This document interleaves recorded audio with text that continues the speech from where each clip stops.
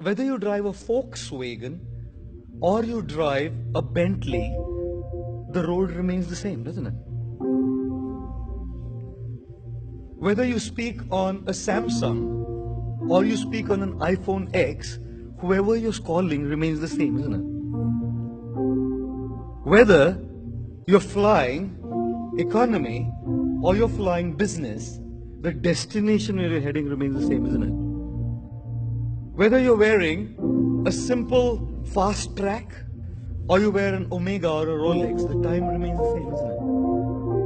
It's quite amazing how we work ourselves up so much with increasing the standard of living that we forget to increase the standard of our life. And which is why wherever I travel, I make an appeal to people. There's nothing wrong with an Omega. There's nothing wrong with a Bentley. God bless you with that, and if you have it, drive it, no problem. But in trying to enhance and increase and improvise the standard of your living, please, do not compromise with the standard of your life. It's not the standard of your living that makes you happy. It's the standard of your life that makes you happy. And very often, we forget to give attention to those things that can truly make us happy. Which is why I always say, things that I'm talking about, they have utility value, right? Not happiness value. Travel business class or first class. Travel, no problem.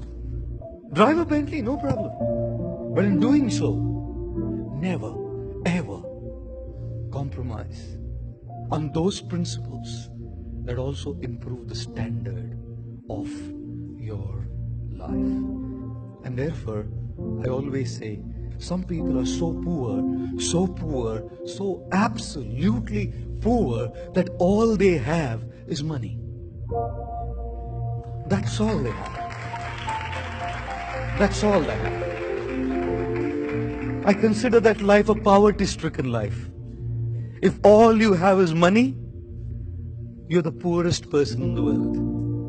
Because there's more to life than money. And there's way more to life than what money can buy.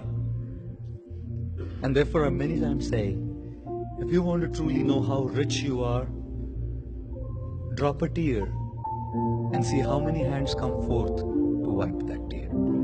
Ladies and gentlemen, our happiness and our increased standard of life is not in things, it's in people. It's relationships.